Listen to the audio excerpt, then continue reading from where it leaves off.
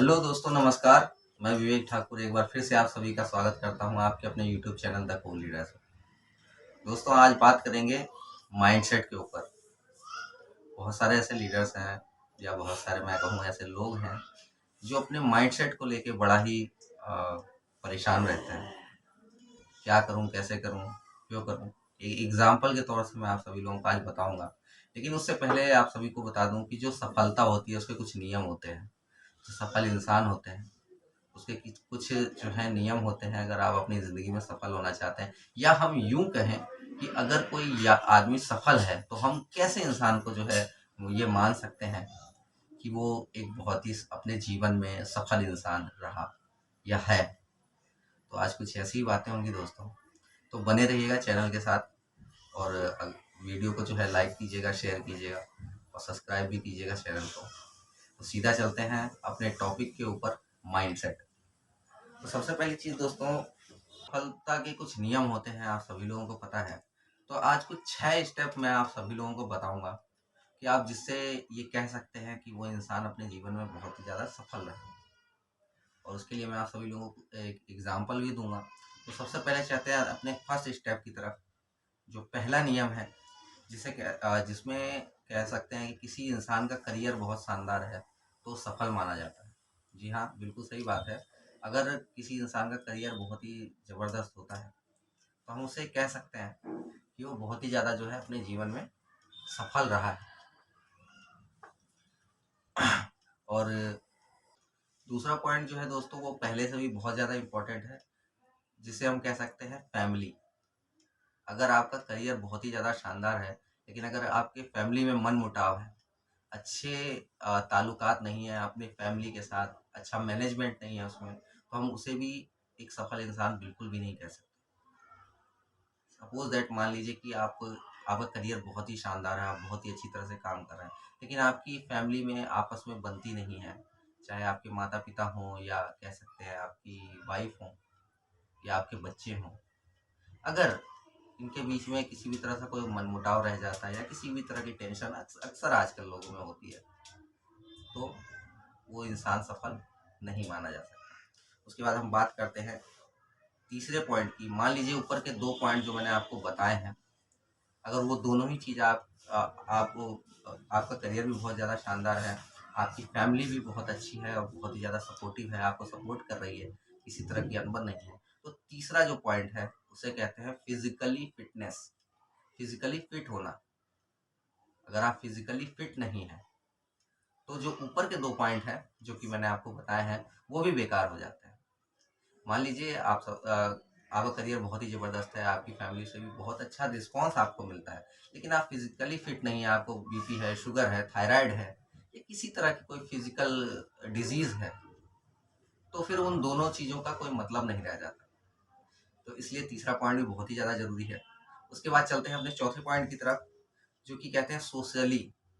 मतलब कि जो आपके एक सामाजिक कार्य लोग करते हैं, आपके आपके आसपास के समाज में, आपके आसपास के लोगों में आपकी कितनी इज्जत होती है, मतलब कि कोई पूछता है कि नहीं आपको। ये बहुत ही ज़्यादा इंपॉर्टेंट होता है। अगर कोई आपका, मैं कह सकता हूँ, करियर भी बहुत अच्छा है, फैमिली भी बहुत सपोर्टिव है, फिजिकली भी बहुत ज़्यादा फिट रहते हैं, लेकिन आपको मार्केट में आप जाते, कोई आपको पूछता नहीं है, कोई दुआ सलाम नहीं करता, या आप किसी से नहीं करते, तो भी आप एक सफल इंसान नहीं माने जाएंगे। तो चौथा पॉइंट भी बहुत ही ज़्यादा ज़रूरी है दोस्तों, कि आपको एक सोशली जो है लोगों से अटैचमेंट बना के रखनी चाहिए। आप मार्केट में आप कहीं जाते हैं, या आपके आसपास के जो लोग हैं उनके साथ, ये भी बहुत ही ज़्यादा इंपॉर्टेंट होता है। उसके बाद पांचवा पॉइंट है, ये भी बहुत ही ज़्यादा इंपॉर्टेंट है। जो मैंने आपको 4 पॉइंट बताए हैं, अगर ये पांचवा पॉइंट आपका सही नहीं है तो बाकी के 4 पॉइंट भी आपके लिए बेकार है, जिसे कहते हैं मेंटली फिट होना। आपका करियर बहुत शानदार है, फैमिली बहुत ज़बरदस्त है, सोशली भी आप बहुत ज़बरदस्त हैं, बहुत अच्छी तरह से जो है आप मार्केट में लोग आपको दुआ सलाम हर तरह से पूछते हैं, फिजिकली भी आप बहुत ज़्यादा फिट हैं, लेकिन मेंटली जो है आप डिस्टर्ब हैं, तो भी ये बाकी की चीज़ें बेकार हो जाती हैं दोस्तों। तो मेंटली आप अपने आप को कैसे फिट रख सकते हैं, उसके लिए आप जो है बुक्स, डीवीडी सीडीज वगैरह पढ़ना, उसके बाद जो है योगा वगैरह करना, ताकि आपका जो मेंटल स्ट्रेंथ है वो बना रहे। किस तरह से आपको काम करना है, इस पे आपका फोकस रहे, आपके वर्क पे। तो मेंटली फिट होना भी उतना ही इम्पोर्टेंट है दोस्तों। लास्ट पॉइंट जो मैं आप सभी लोगों को बताना चाहूँगा, जिस अगर आपके ये 5 चीज़ें सही हैं अगर, लेकिन लास्ट पॉइंट में ही आप वीक हैं, तो भी आपको एक सफल इंसान या किसी को भी एक सफल इंसान बिल्कुल भी नहीं माना जा सकता। अगर मैं उसकी बात करूँ कि जो आपकी आंतरिक शक्ति है, जिसे स्पिरिचुअली कहा जाता है इंग्लिश में, कि अगर आप थोड़ा बहुत जो है अगर आप स्पिरिचुअली ठीक नहीं है दोस्तों, मतलब कि अगर आप ईश्वर से अपना कह सकते हैं जिस तरह से तार जोड़ते हैं ना, मतलब पूजा पाठ हो गया या किसी भी तरह से आप जिस तरह से भी उसकी साधना करते हैं ऊपर वाले की, तो अगर आप उसके साथ जुड़े हुए नहीं हैं, तो भी जो है आप एक सफल इंसान नहीं माने जा सकते हैं। दोस्तों ज़रूरी नहीं है कि जो मैंने आपको 6 पॉइंट बताए हैं, ये किसी और की नज़रों में, लेकिन आपकी अपनी मतलब सेल्फ इमेज जो होती है, कहीं न कहीं वहाँ आपको ये चीज़ें जो है अपने आप को सोचिए और आप अपने आप को देखिए कि आप किस जगह पे हैं। मैं थोड़े से एग्ज़ाम्पल्स के साथ आपको समझाता हूँ, ज़्यादा लंबी वीडियो ना बने, मैं इस चीज़ का पूरा ध्यान रखूँगा। आप सभी लोगों ने लगभग रामायण तो देखी होगी। हम में से बहुत सारे ऐसे लोग हैं, खास तौर से इस लॉकडाउन में जब 3 महीने का लॉकडाउन लगा था पिछले साल, तो कहीं न कहीं हम सब जो है घर पे ही रहते थे और नेशनल चैनल पे जो है एक बार फिर से रामायण को जो है दिखाया गया था और हम में से बहुत सारे लोगों ने बहुत कुछ उसमें से सीख भी ली थी। तो आज मैं रामायण के जो नायक थे हमारे भगवान श्री राम, मैं उन्हीं का उदाहरण आप सभी लोगों को देता हूँ और आप सोच के देखिएगा कि मैं कितने हद तक सही हूँ और क्या चीज़ें थी उनमें जो बहुत ही ज़्यादा इम्पोर्टेंट थी। तो सबसे पहली चीज़ तो मैं आप लोगों को सीधा वहीं लेके चलता हूँ, जहाँ जो है श्री राम जी का राज तिलक होने वाला था। आप लोग थोड़ा-सा विज़ुअलाइज़ करने की कोशिश कीजिए कि जब श्री राम जी का राज तिलक होने वाला था और उन्हें राजा घोषित किया जाना था, तो उससे पहले एक रात क्या हुआ था? वो बहुत ही अच्छी तरह से सोच के गए थे कि कहीं न कहीं कल सुबह जो है मुझे राजा घोषित किया जाएगा और मुझे राजमुकुट पहनाया जाएगा। और वो बहुत ही अच्छी और गहरी नींद ले रहे थे और आप सभी लोग अगर विजुलाइज कर पा रहे हैं तो आप सभी लोग ने देखा होगा जब राम और सीता जी एक साथ बैठते हैं तो कहीं ना कहीं वो आपस में बातें करते हैं। सीता जी कहती है कि कल तो आप जो है यहाँ के राजा होंगे, तो ऐसे ही बातें करते हैं। लेकिन जब सुबह वो उठते हैं, जब सुबह वो नींद से जागते हैं और जब अपने पिता से मिलने जाते हैं तो उन्हें क्या पता चलता है? सबसे पहली चीज उन्हें पता चलता है कि उन्हें जो है राजा नहीं बनाया जा रहा, उन्हें 14 वर्ष का वनवास मिला है। आप सोच के देखिए दोस्तों, 14 वर्ष का वनवास। अगर आज के डेट में माता पिता किसी को ये कह दें कि घर से निकल जाओ, तो इतने में तो बच्चे माता पिता का खून करने पे आ जाते हैं। लेकिन अचानक से उन्हें ये पता चलना कि उन्हें 14 वर्ष का वनवास मिला है, लेकिन उनका रिएक्शन क्या होता है वहां पे? रिएक्शन जो है दोस्तों बहुत ही ज़्यादा इम्पोर्टेंट होता है। एक आम आदमी कैसे रिएक्ट कर सकता है वो तो मैंने आपको बताया, लेकिन वहाँ पे उनका रिएक्शन कैसा होता है कि वो सीधे से एक ही सवाल करते हैं और बहुत ही शांति के साथ कि मैं अपनी माँ से मिल के जाऊँ या ऐसे ही चला जाऊँ। ये बहुत ही सोचने की बात होती है कि ऐसे जो है रिएक्ट करना हर किसी के लिए पॉसिबल नहीं है, लेकिन एक शांत दिमाग से सोच के उन्होंने जो है ये सवाल वहाँ पे किया था। और उसके बाद बहुत सारे बदलाव जो है इंसान के अंदर होते हैं। दूसरी चीज़ यहाँ पे मैं आप लोगों को एक चीज़ बहुत ही अच्छी तरह से बताया, जो जो मैंने पहला पॉइंट आप सभी लोगों को बताया है, जो करियर, तो श्री राम जी का करियर बहुत ही शानदार था। ये आप सभी लोगों को पता है, वो राजा घोषित होने वाले थे। लेकिन क्या हुआ कि उनका करियर रातों रात डूब गया था। लेकिन उनके अंदर किसी भी तरह का मानसिक बदलाव बिल्कुल भी नहीं आया था। उन्होंने सवाल क्या किया था कि मैं अपनी माँ से मिलूं या ऐसे ही चला जाऊं। अब बात करते हैं दूसरे पॉइंट की, जो फैमिली मैंने आप सभी लोगों को बताया था। तो फैमिली कैसी थी? फैमिली की वजह से ही जो है उन्हें एक तरह से देखा जाए कि फैमिली में जो मनमुटाव था उसकी वजह से जो उन्हें वनवास मिला था। लेकिन यहाँ पे सीखने वाली बात ये भी है कि मुसीबत के वक्त हमारे साथ कौन कौन खड़ा होता है, ये बहुत ही ज़्यादा इम्पोर्टेंट होता है। और उस वक्त श्री राम जी के साथ कौन खड़ा था उनकी मुसीबत में? जो उनकी पत्नी थी। सबसे पहला कदम उन्होंने आगे उठाया था और कहा था कि मैं भी आपके साथ जो है 14 वर्ष का वनवास काटूंगी। आप जैसे भी रहोगे मैं भी वैसे ही रहूंगी और जहाँ रहोगे मैं भी वहीं रहूंगी। जाहिर सी बात है। और दूसरे नंबर पे थे हमारे लक्ष्मण जी, जो उनके छोटे भाई थे, है ना? वो भी उनके साथ उन्होंने भी कहा कि मैं भी आपके साथ चलूंगा। लेकिन बाकी के लोग कहाँ गए? उनका करियर इतना शानदार था, इतनी बड़ी फैमिली थी, राजा बनने वाले थे वो, लेकिन बाकी के लोग उनके साथ कोई भी नहीं गया। तो कहने का मतलब यही था कि मुसीबत के वक़्त कौन काम आता है और कौन नहीं, ये बहुत ही ज़्यादा इम्पोर्टेंट होता है। आपकी फैमिली आपको सपोर्ट करती है कि नहीं, ये बहुत ही ज़्यादा इम्पोर्टेंट है।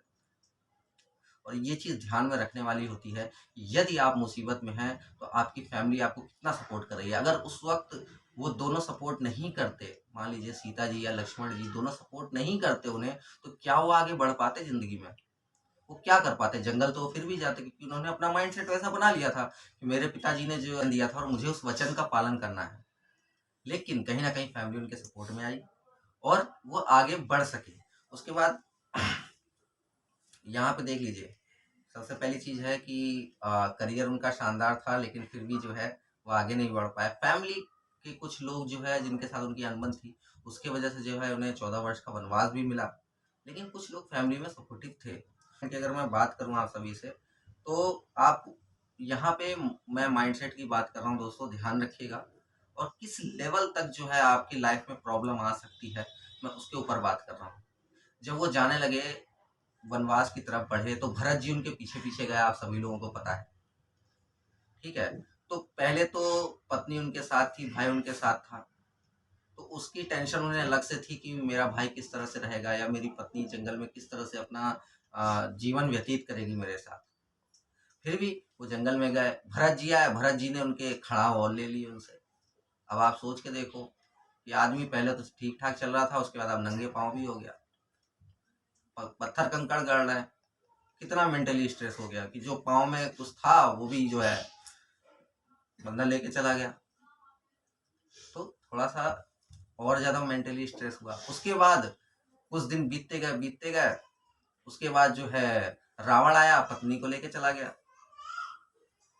जब सीता जी का हरण हो गया, अब माइंडसेट देखिए उनका, कितना स्ट्रेस लेवल था उनके अंदर। लेकिन फिर भी कितनी आसानी के साथ वो अपने जीवन में आगे बढ़ते रहे। उन्होंने वानरों की सेना बनाई, फिर जाके जो है युद्ध किया और सीता जी को वापस लेके आए। मोरल ऑफ द स्टोरी क्या है दोस्तों? सबसे पहले तो सबसे पहली बात तो करियर बहुत ही राम जी का शानदार था अगर देखा जाए तो। फैमिली भी बहुत ज़बरदस्त थी, राजघराने से थी। तीसरी बात, फैमिली में 1-2 लोग ही ऐसे थे जो सपोर्टिव थे।